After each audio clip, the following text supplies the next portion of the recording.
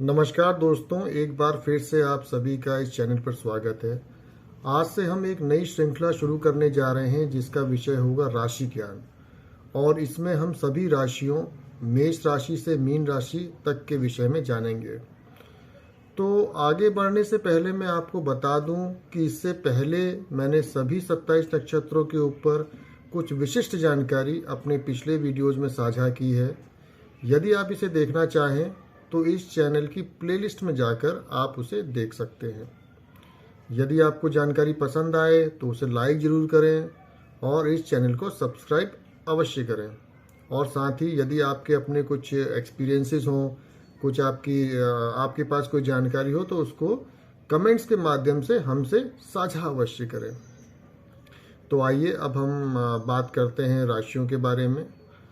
तो आप सभी ये बात तो जानते ही होंगे कि हमारे शास्त्रों में कुल 12 राशियों का वर्णन किया गया है और प्रत्येक राशि 30 डिग्री की होती है।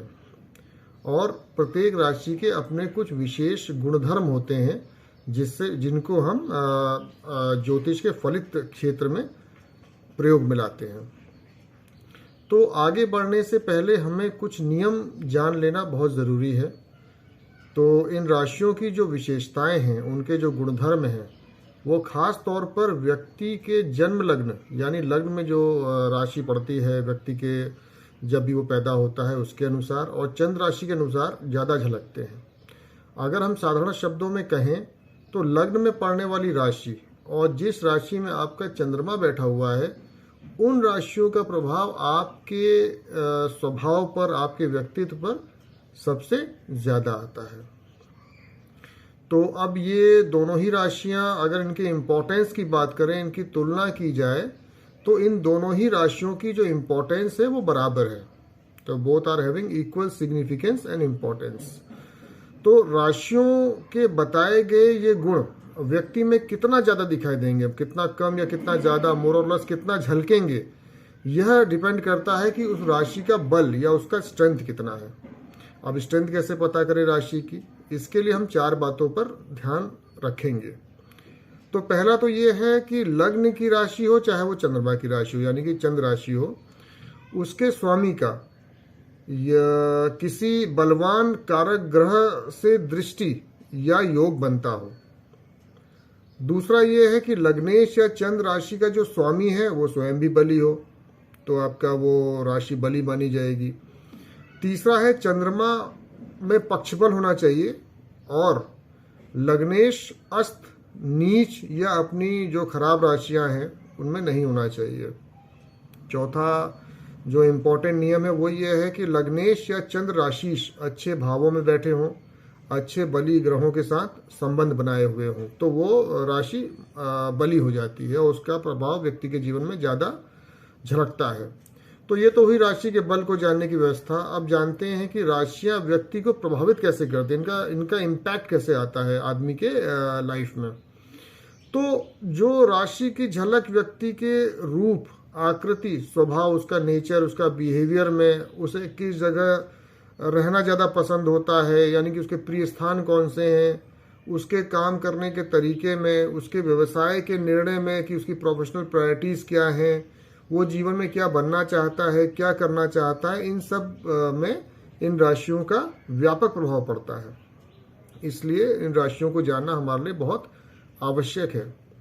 तो राशियों को परखने का जो तरीका है, जो शास्त्रों में बताया गया है, वो ये है कि उस पर्टिकुलर राशि के स्वरूप वाला जीव या जानवर जो शास्त्रों में वर्णित है, तो वैसा जानवर या पदार्थ दुनिया में जैसे भी स्थान पे पाया जाता है, जैसा स्वभाव या प्रकृति उस जीव की होती है, वैसा ही स्वभाव, वैसी ही पसंद या नापसंद और काम करने का तरीका, वैसे ही जगहों पे रहना पसंद करना, ये सब उस पर्टिकुलर राशि में पैदा हुए व्यक्तियों में पाया ही जाएगा। तो इसे हम आने वाले समय में आसानी से समझेंगे, आप हमारे साथ बने रहिए। तो इसके अलावा कुछ गुण उस राशि के स्वामी के भी उस व्यक्ति में आ जाते हैं। जैसे वृष राशि का स्वामी है शुक्र, तो शुक्र से संबंधित जो गुण हैं जो बताए गए हैं वो उस व्यक्ति में वो भी झलके, जैसे कला का प्रेमी होना या इस तरीके से थोड़ा एस्थेटिक लुक्स के प्रति विशेष रुझान रखना, सुंदरता, सजना संवरना, ये सब गुण उसमें पाए जाएंगे। इसके अलावा हमें यह भी देखना चाहिए कि वह राशि किस प्रकार की है, जैसे चर अचर या द्विस्वभाव है, उसका तत्व क्या है, अग्नि तत्व है या जल तत्व है, शीर्षोदय है या पृष्ठोदय है, उसका वर्ण क्या है, ब्राह्मण वर्ण की है या क्षत्रिय वर्ण की है, वैश्य या शूद्र है, छोटी राशि है या लंबी राशि है, क्योंकि इन सब के इफेक्ट्स भी उस व्यक्ति पर पूरी तरह आएंगे कि अगर वो ये राशि उसके लग्न में या उसका चंद्रमा इस राशि में पड़ता है तो आइए अब हम अपने राशि चक्र की पहली राशि यानी मेष राशि की बात करते हैं। तो मेष राशि का जो शेप आसमान में बनता है वो एक मेढ़े की तरह बनता है। अब क्योंकि इस राशि का स्वरूप एक मेढ़े, जिसे रैम भी इंग्लिश में बोलते हैं या आप ही शीप भी बोल सकते हैं, उसके जैसा है, तो इस वजह से क्या होता है कि इनको लड़ने की टेक्निक्स पता होती हैं। जैसे मेढ़ा क्या करता है, जो ही शीप है या रैम है, वो क्या करता है, वो पहले पीछे जाता है और पीछे जाके हुंकार भरते हुए अचानक आगे आके सीधे सामने वाले प्रतिद्वंदी को टक्कर मारता है। तो इसी प्रकार से इनको भी लड़ने की सारी टेक्निक्स पता होती हैं और ये काफ़ी लड़ाका या आक्रामक प्रवृत्ति के होते हैं। इनको दूसरे के काम में दखल देने की आदत होती है, क्योंकि भेड़ की आदत होती है, वो इधर उधर सिर मारता है। इन्हें गुस्सा भी बहुत जल्दी आता है, और यदि इनका मंगल पीड़ित है, जो इनकी राशि का स्वामी है, तो ये तोड़फोड़ और लड़ने या मारने या वॉयलेंट या क्रूरल्टी में भी काफ़ी आगे रहते हैं। तो अब हम बात करते हैं इनके स्वरूप की, कि राशि का प्रभाव इनके स्वरूप, इनके देखने पे कैसे पड़ता है। तो इनका जो निचला जबड़ा है, जो लोअर जॉ है या लिप है, वो थोड़ा सा पीछे की तरफ होता है, यानी कि ऐसा दबा हुआ होता है, और जो नाक की टिप है वो थोड़ा सा आगे की तरफ निकली हुई होती है, और जो सिर है वो लंबोतरा होगा, थोड़ा सा लॉन्गिश लुक उसमें होगा। और इनके जो कान हैं, जैसे बकरी के कान नीचे को लटके हुए होते हैं, भेड़ के थोड़ा सा ऊपर की ओर होते हैं, तो इनकी जो कान है वो अपर प्लेस्ड होंगे, यानी कि अगर आप आईब्रोज से लेते हुए एक लाइन ऐसे खींचें तो इनके जो कान हैं वो थोड़ा सा आपको ऊपर की तरफ दिखाई देंगे, यानी कि जो टॉप टिप है वो कान के अपर लाइन को छूती हुई दिखाई देंगी, या उससे थोड़ा सा ऊपर भी निकल सकती हैं। और इनकी जो पैर होते हैं, जो इनकी टांगे होती हैं, वो पतली होती हैं। शरीर में पीलापन लिए हुए गोरी रंगत पाई जाती है, लेकिन जो आँखों के सफ़ेद हिस्से हैं जो आपके यहाँ पे, उसमें हल्की सी लाली या लाल डोरे अवश्य पाए जाएंगे। अब मेष की आदत क्या है, मेष झुंड में रहना पसंद करता है, और इस कारण से ये अकेले नहीं रहना चाहते हैं, और इनकी ये इच्छा होती है कि इनका एक भरा पूरा परिवार एक साथ रहे, यानी कि जॉइंट फैमिली में ज़्यादा भरोसा रखते हैं। भले रह ना रहे हो, लेकिन इनकी जो प्राथमिकता होती है वो होती है कि भाई फैमिली तो होनी चाहिए, तो जॉइंट होनी चाहिए। और ये परिवार के जो दूसरे सदस्य हैं उनके प्रति मेंटली कंसर्न्ड होते हैं, जैसे कि दूसरा सदस्य कहाँ पे है, वो क्या कर रहा है, इस बात का ध्यान ही पूरा रखते हैं, मतलब विजिलेंट होते हैं। एक आंख और कान इनका उन्हीं पर लगा रहता है कि बाकी सदस्य क्या कर रहे हैं, वो ठीक से हैं या नहीं है, मतलब केयरिंग प्रवृत्ति के होते हैं। अब क्योंकि मेष एक दूसरे को फॉलो करते हुए चलते हैं, ये एक लाइन में चलते हैं, तो ऐसे लोगों का अपने जीवन में कोई न कोई आइडियल या उसूल जरूर होता है, और ये जीवन भर उसी आइडियल को फॉलो भी करते हैं। मतलब ये अगर ये नेगेटिव हो जाए तो लकीर के फकीर हो जाते हैं, और अगर नेगेटिव बात पे भरोसा करने लग गए, अगर इनकी राशि पीड़ित है, तो ये उसके लिए लड़ने को भी तैयार हो जाते हैं। और यानी इनकी जो सोच होती है वो सीधी बात, नो बकवासी इनके लिए मायने रखती है, मतलब सीधी बात करते हैं, टू द पॉइंट। इधर उधर घुमा फिरा के बात करना सुनना इन्हें पसंद नहीं होता। ये इरादे के पक्के होते हैं, हेड स्ट्रांग होते हैं, और जो एक बार ये सोच लें फिर उसको हासिल करने के लिए तत्पर रहते हैं। आप जो प्लानिंग करते हैं उसको एग्जीक्यूट करने का पूरी कोशिश करते हैं, और काफ़ी मामलों में सफल भी हो जाते हैं। इन्हें घूमने का बहुत शौक होता है, हरी पत्तेदार सब्जियां खाने का शौक, सलाद ज़्यादा खाते हैं, और अगर कोई इनको बता दे, कोई सलाह दे दे, तो ये जड़ी बूटियां हो, नीम के पत्ते का रस हो, आंवले का रस हो, उसको भी शौक से लेने लगते हैं, भले ही वो स्वाद में कड़वा होता हो या कुछ भी, लेकिन उसके प्रति भी ये थोड़ा सा रुझान रखने लगते हैं। अच्छा, इन्हें आम लोगों की अपेक्षा ज़्यादा सर्दी लगती है, पानी से डरते हैं, इसलिए सर्दियाँ आने पर कम नहाते हैं, और नहाने भी जाएंगे तो बहुत जल्दी 1-2 मिनट बाहर निकल आते हैं। ये सर्दियों में ऊनी कपड़े पहनने का इनको शौक होता है, क्योंकि भेड़ है और भेड़ तो ऊन देती है, तो इसलिए इसको यहाँ से आप लिंक कर सकते हैं। इन्हें गर्म खाना ही पसंद होता है, यहाँ तक कि अगर इनके सामने आप गर्म चाय रख दो तो इनको परेशानी नहीं होती, उसको भी ये फटाफट पी लेते हैं, जल्दी ही पी लेते हैं, मतलब उसको बहुत ज़्यादा ठंडा नहीं करेंगे, उसको पीने में भी इनको कोई प्रॉब्लम नहीं होती है।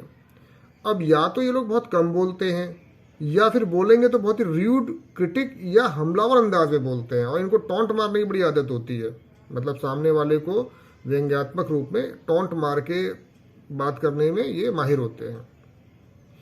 स्वभाव से ये घमंडी भी हो सकते हैं, प्राउडी भी होते हैं, और इनमें थोड़ा सा डिक्टेटरशिप पाई जाती है, एक हल्का सा अहंकार भी पाया जाता है।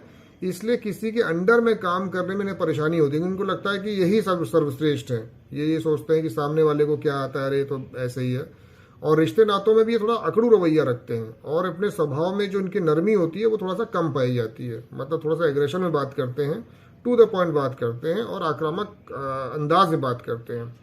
कोई भी काम को करवाना हो तो शुरुआत में तो बहुत नरमी दिखाएंगे, क्योंकि वहाँ पे काम नहीं करवाना है। लेकिन अगर इनको लगे कि अब काम नहीं बन रहा है, दिक्कत हो रही है, तो ये वहाँ पे अपनी अकड़ दिखाने लगते हैं।